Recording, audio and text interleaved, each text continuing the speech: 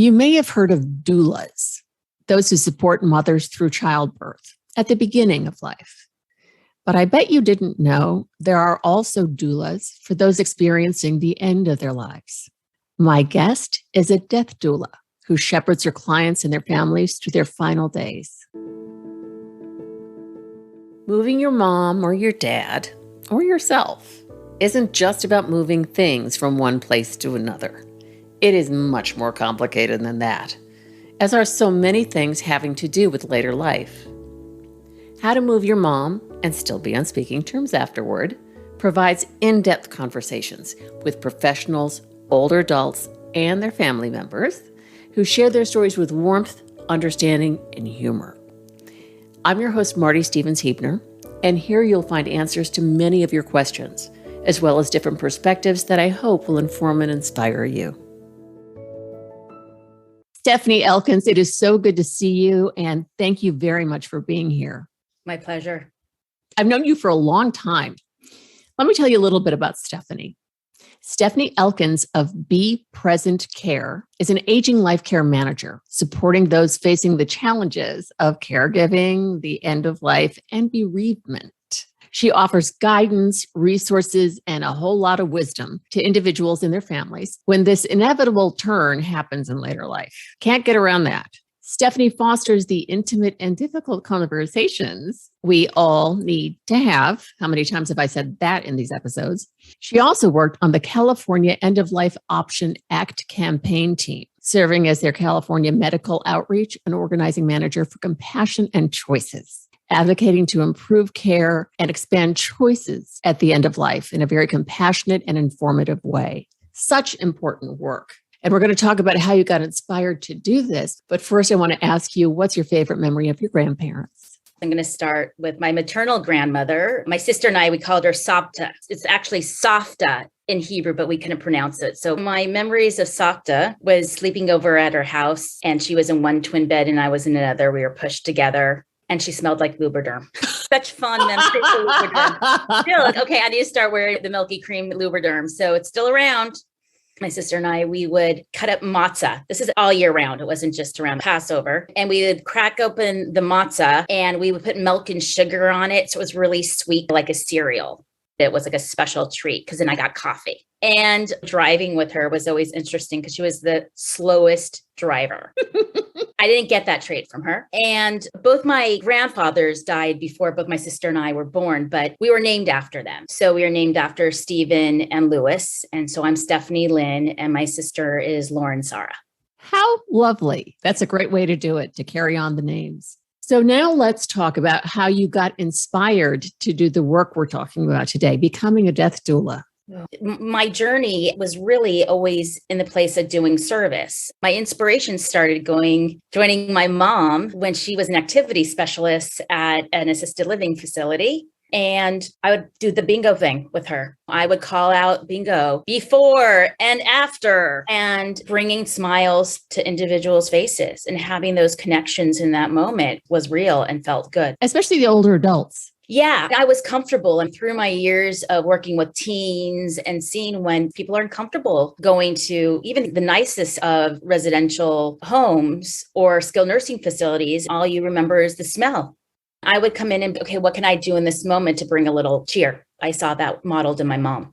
So I continued getting my master's in nonprofit management and Jewish communal service. I always knew about social work and I thought I wanted to work in health and human services, but on the business side of things. That is such important work because a lot of nonprofits don't realize that it's a business that does have to be run and they don't necessarily surround themselves with the people who can do that. So that's wonderful that you were focusing on that. Yeah. And that was from really, how can I make a difference, understanding all the different areas of running a business or a nonprofit. I've always been in the service of not making money, if you will. You don't really make money with nonprofits, unfortunately. Yeah, I did fundraising. You know, it's all about raising money for others, for causes, for some passions. A lot of the passion was the vulnerable populations. I had an amazing opportunity to come on board with the Lisa Gibbons Memory Foundation. Lisa created these centers because of her own experiences with her mother and grandmother with Alzheimer's. The heartache and the feeling isolated and alone can be huge. And for 8.5 years, I had the pleasure of running these centers that inspired education, empowerment, and energy for family caregivers dealing with Alzheimer's and other memory impairments. I saw the journey of all the different stages of Alzheimer's and dementias and the caregiver journey as well through education, empowerment, and energy. So that's where I really got to see the different various roles that caregivers put on and how to be of support for those caring for others. I remember speaking to a group Yes. at Lisa Gibbons Center out here, and it was such a comfortable environment. Everybody that walks in the door is a guest. You're not a client, you're a guest. It was a living room-like environment where everybody was welcomed in. I worked on one. Of course, the connection to community and to other family caregivers is important. What I noticed that I gravitated to was the stories, especially around end of life. We would have talks on hospice and nobody would show up. No one wanted to deal with it. And hospice, as you and I know, is such a gift. Yeah, it's something we're all going to need. And the idea of having the conversations or knowing it's a value added service, a lot of times there's a lot of grief of families having to make decisions for their loved ones. And let's talk about what provides quality of life for individuals. So that's when I did the shift into working for a national nonprofit organization, championing these conversations for people's autonomy and agency at end of life, that there are options, and lead with empowerment instead of fear. I ended up getting another amazing opportunity to work with Compassion and Choices as part of a political campaign to pass the California End of Life Option Act. It passed in a year because there are so many legislators and volunteers and medical associations going neutral. And Brittany Menard, 29-year-old with brain cancer who had to move out of state, and said nobody else should have to do this. Because she really wanted to have the choice to end her own life on her terms. Yeah, but the idea is you didn't have to move to Oregon to do it. Leave your family and friends and support system to have this option. A lot of times people don't say an option is stopping treatment, not continuing with chemo, or be in the hospital. So there's many places to change that conversation and have some autonomy and agency on the kind of death you want. I want to acknowledge when people bring up end of life option or medical aid in dying, that especially when people are already terminally ill, it's an opportunity for a conversation to discover a little bit more about why they're asking, because there is good care out there in terms of palliative care and hospice care. So when people ask, it's an opportunity to be more curious. Provide them with a moment to really talk about what they're feeling. What it is, if it's pain, if it's quality of life. I know that when I can't go to the bathroom by myself, that this isn't quality of life for me. I know something like this, some people consider it controversial. I'm sure there are very specific requirements for this, and I'd love to have you discuss those. Medical aid in dying is a medical practice in which an adult 18 or older that has a terminal illness with a prognosis of 6 months or less, that has the capacity to make an informed healthcare decision for themselves, get a prescription from their doctor to bring on a peaceful death. They need to be able to self-administer. They also have to have 2 doctors to agree on their prognosis. It needs to be in writing and orally communicated. Those limitations should settle the questions of whether they're just going to kill certain kinds of people. Like you say, you have these parameters. No one can trick you into doing it. People call it assisted suicide because they don't have another language for it. It's medical aid in dying or physician-assisted death or death with dignity. The reason why it's not considered suicide is because if you talk to individuals that are eligible for this and they're going through it, they're already dying. They don't consider themselves suicidal. I'm already dying. I'm just trying to have a little control, a little dignity. And this is a legal option in many states and jurisdictions now. And also to end their pain, because I've seen it with my own parents, the pain that exists often at the end.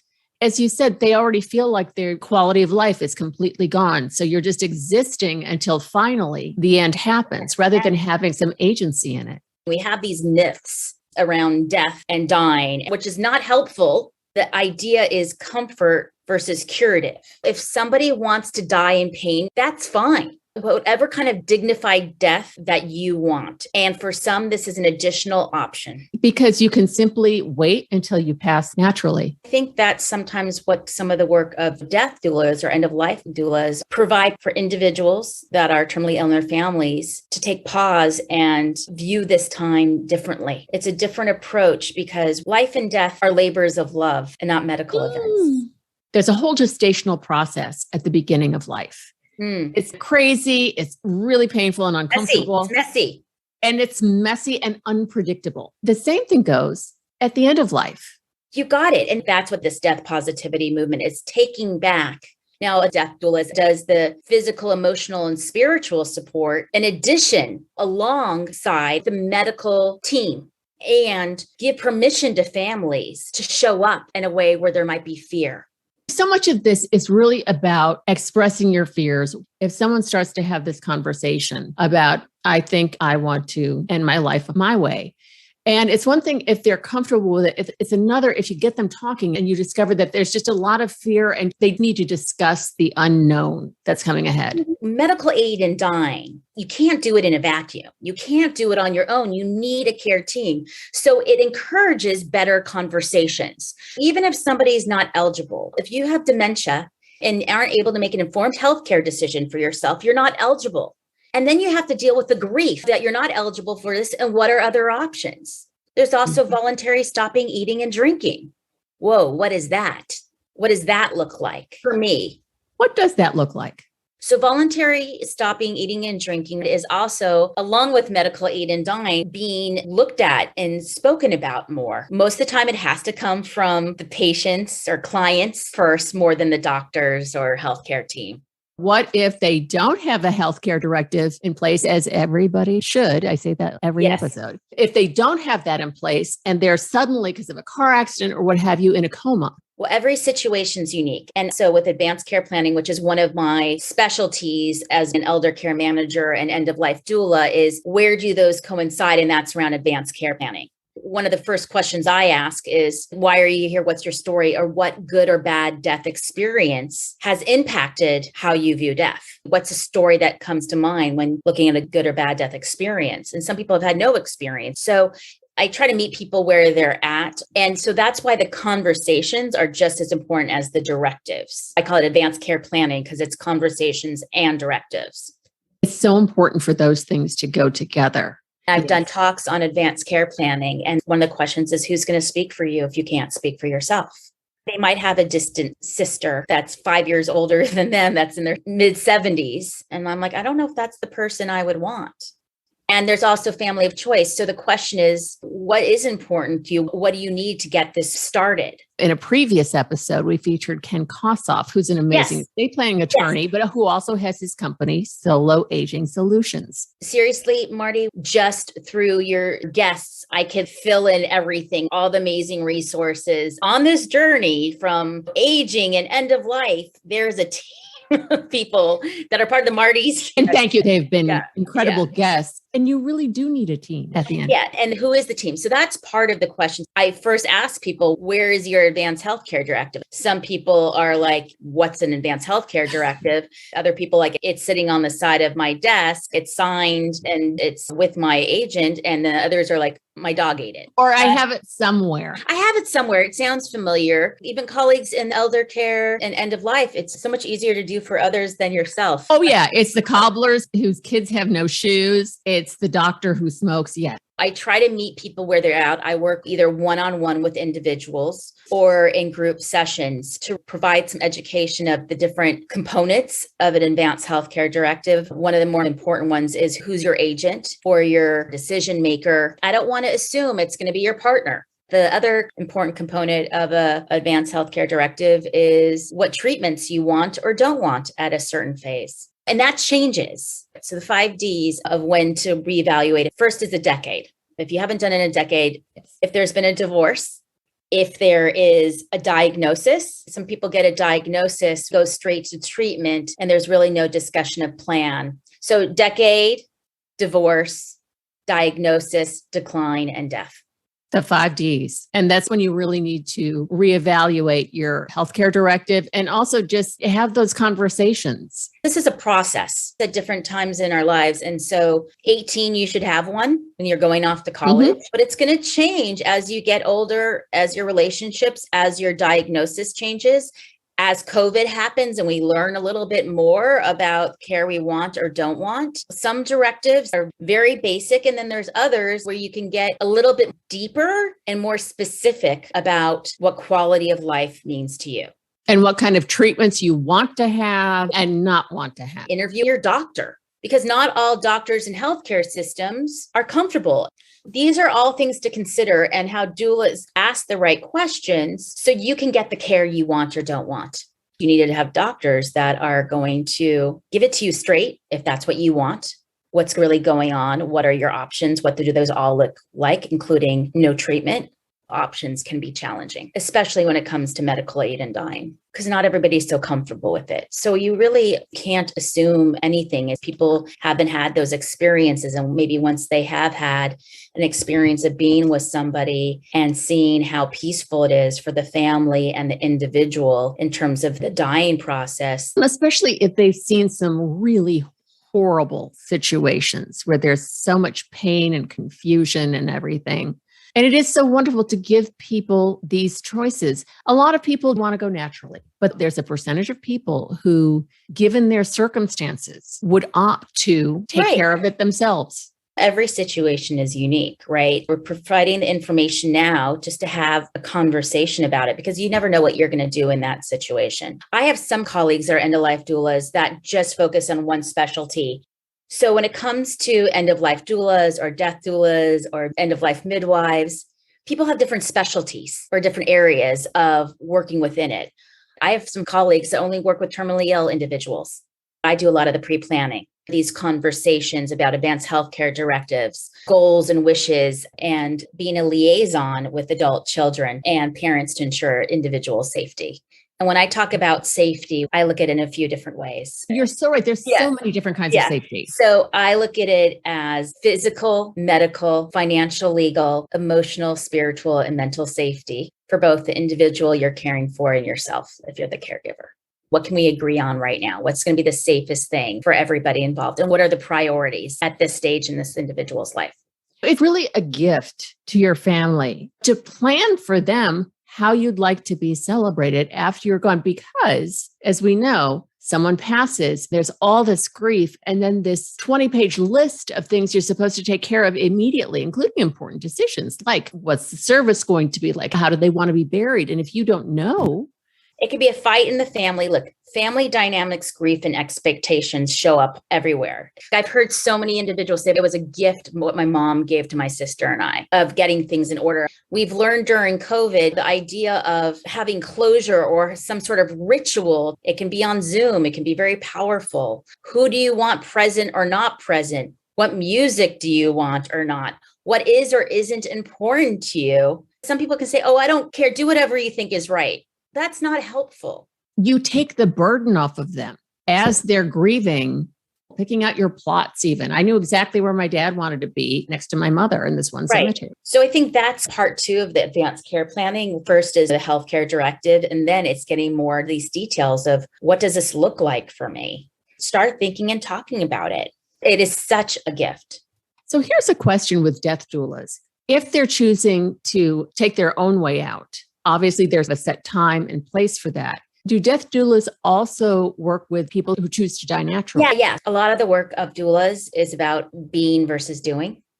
Yes. It's a huge distinction in our work because we're used to fixing and doing. And you know what? This process is messy and things are going to come up and feelings are going to come up. But how do you hold space for families that are in different places? With what's going on. And having somebody take that energy and kind of move it around and have tools of active listening or reframing or what's left to be done. And keeping as much peace as possible and having the real conversations about grief and the fear of living without them. Let's talk about that and feel it. Some people could feel relief. The beauty of this work is just showing up for people at their most vulnerable, and it can be a gift to show up for people at that time. It's such important work. I remember when my father passed. And he was 90 and he'd been sick for a long time. And I was grieving, but I had this strange blend with feeling a bit relieved and freed up.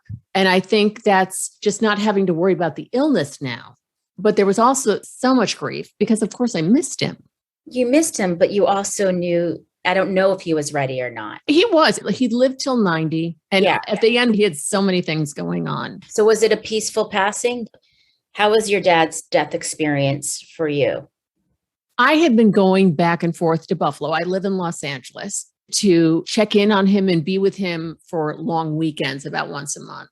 And then it came the time when we got the call from the doctor, who very kindly and compassionately said, we do something for his heart, the lungs react. We do something for the lungs, the heart reacts. And I said, it's time for him to go home and be comfortable and pass naturally.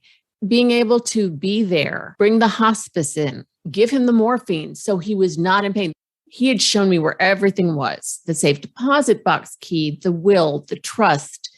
He'd already bought the plot next to my mom. I knew he wanted to be buried in a casket, all this, and where the service should be. Oh, and he said too, I don't want an estate sale, just donate everything.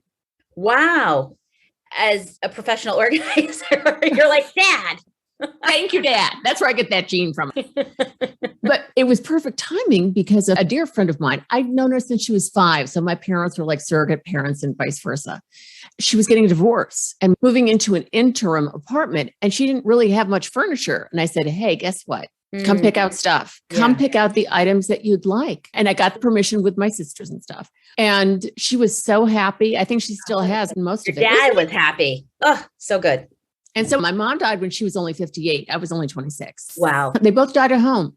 She died of cancer. I knew both my parents would be thrilled that my friend Dawn was getting the furniture. I knew that. So yeah, it was the best kind of passing one can have. Both for him, he was surrounded by his family and his friends had been to visit and all of that. And he had left us fewer problems to have to deal with after he was gone.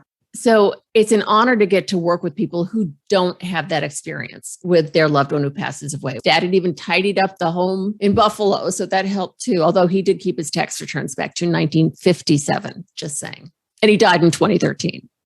Thank you for sharing that. This is where we learn from our own experiences. Working with family caregivers and end of life, it's following the leads of them. I'm holding space for others and maybe giving some tools and resources and some guidance. Are death doulas the ones who focus on those moments that are the end of life? There is a time where the natural dying process begins.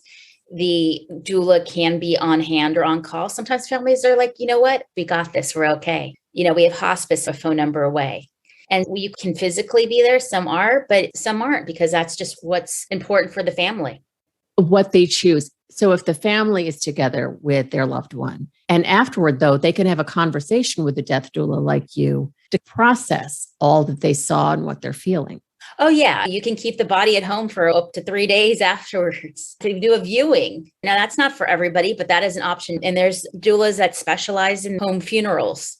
It's extraordinary. You and I both live in Los Angeles. What if somebody lives in Michigan and would like to contact a death doula?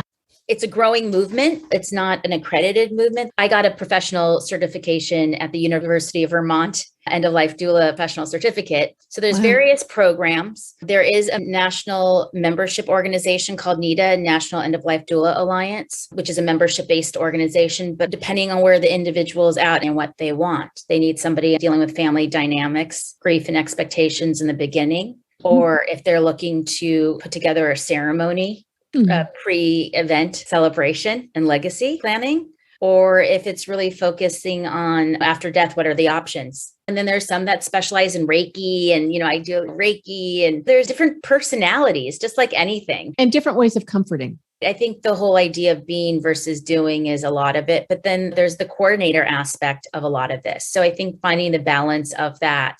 Some are more spiritual and religious. Some have a clinical nurse background. It's really knowing what's important for you, for your family member, based on their illness, what their needs are. And like you say, the personality fit. Some people click more than others. Trust that. I think that is definitely part of it.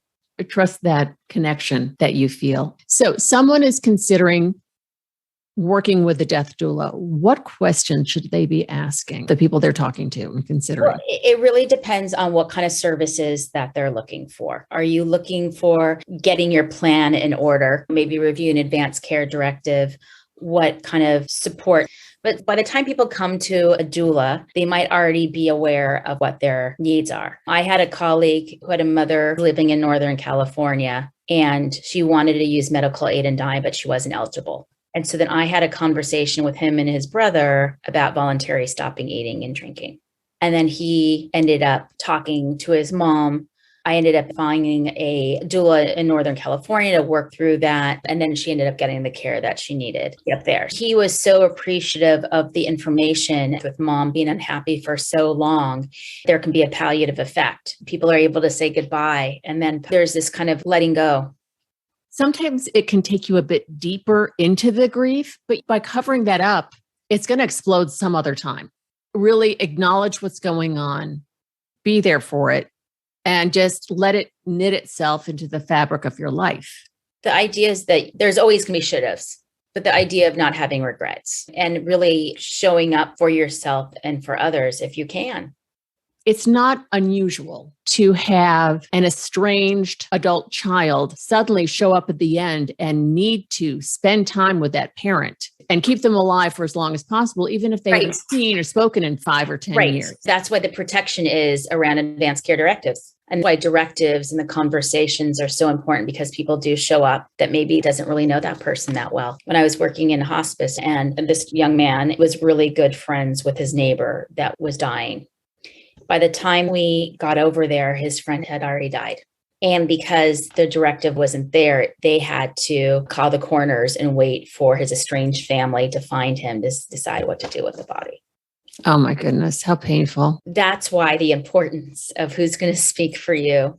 And we don't want to talk about it in our culture because we're such deniers of death and deniers of old age. But hopefully, we're really trying to get people to not be afraid to talk about this and to take action and to plan. We get such a short lease on this planet. Even if you live to 110, it's only 110 years on the planet. I think a lot of healthcare professionals feel like that they've done something wrong if you die, and that's not the truth. It's honoring that individual and what's important to them. So there is a growing movement of various websites and startups and resources really wanting to encourage conversations.